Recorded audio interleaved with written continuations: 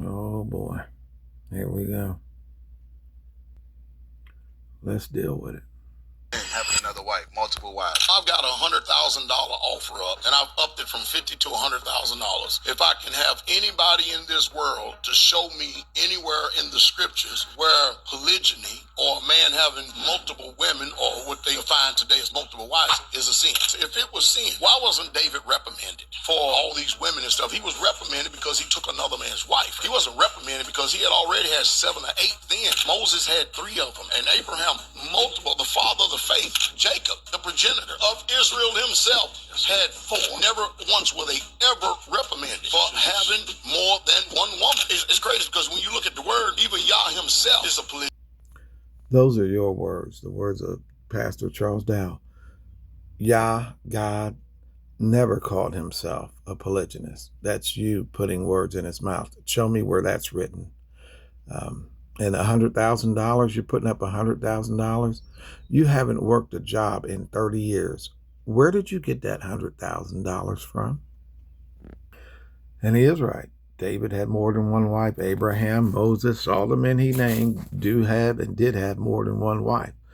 But there's more to it that he's not bringing forth. There's things that he's leaving out. So let's take a look at them today. We're just setting the record straight. There's some men going around. Who is it? Well, there's some men going around claiming that because I'm not continuing to make weekly videos warning people about Pastor Dow, that I have flipped and I am on the taking the side of Pastor Dow.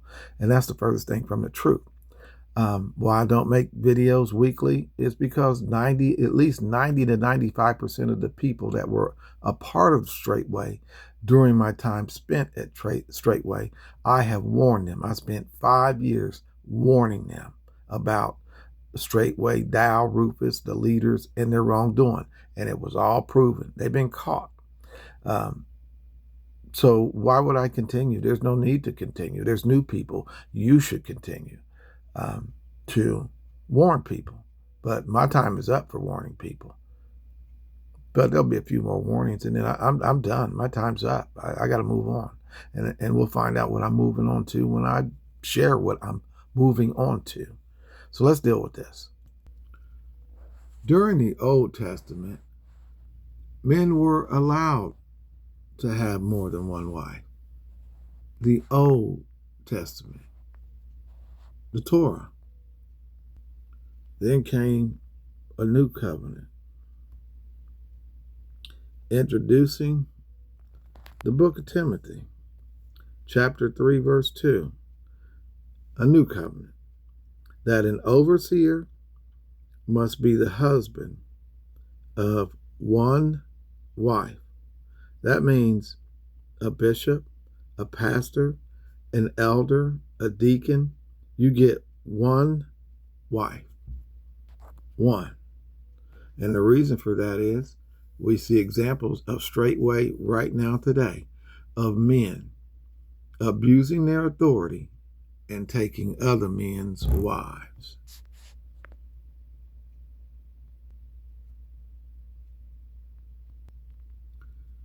The ultimate mediator.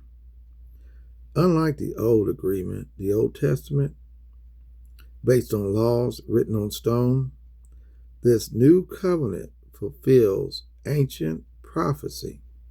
It replaces the old system of animal sacrifices and external laws with a relationship based on grace.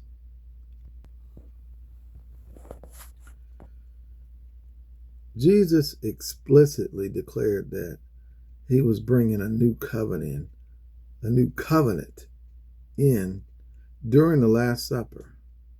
He said, let me start this over. Jesus explicitly declared during the Last Supper that he was bringing in a new covenant.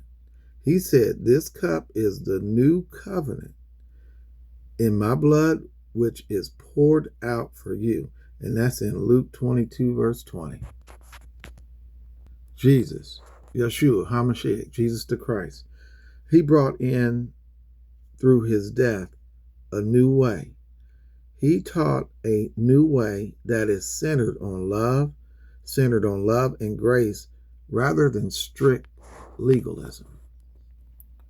Today, men just like Dow and Rufus. So I can speak on these two. I know them both personally. Today, men like Dow and Rufus. These men. Today, Dow and Rufus continue to apply the legalism. Only certain parts of the Torah done away with laws. Why? Why? I never pause this. 4, 3, 2, 1. Let's get back started. Why? Because it puts them at the head.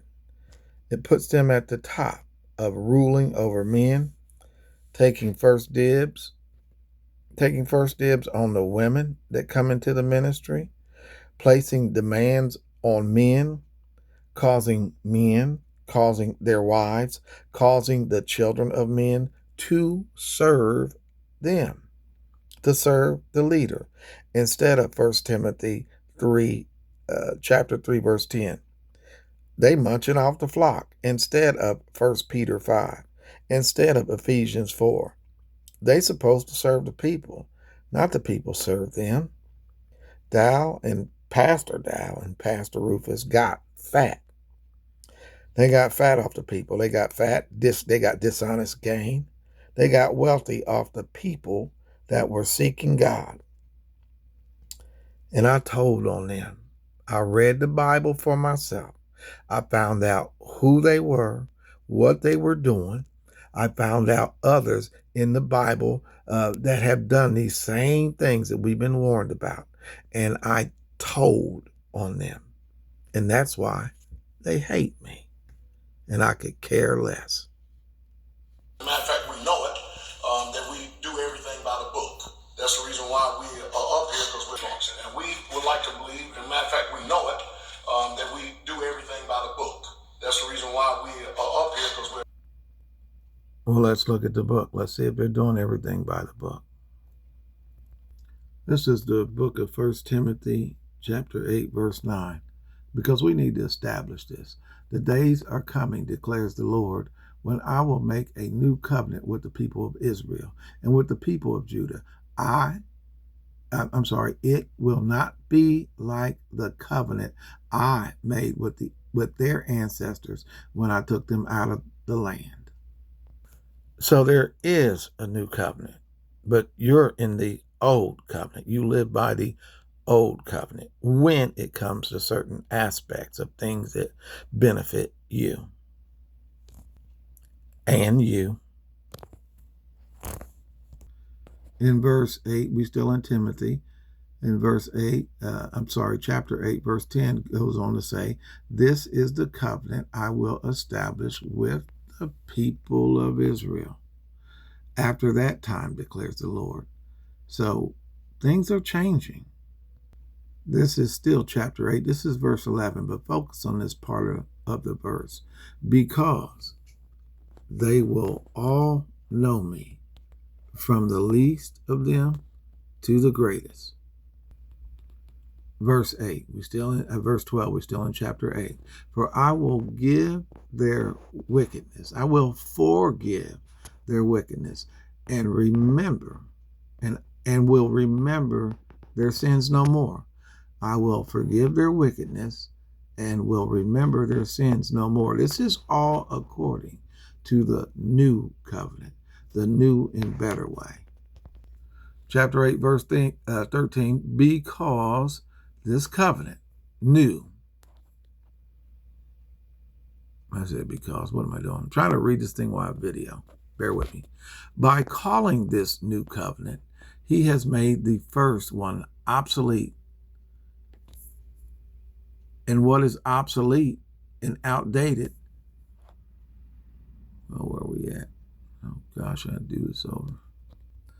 This is another clip to be clipped out, and we can re-up and start here in 5, 4, 3, 2, 1.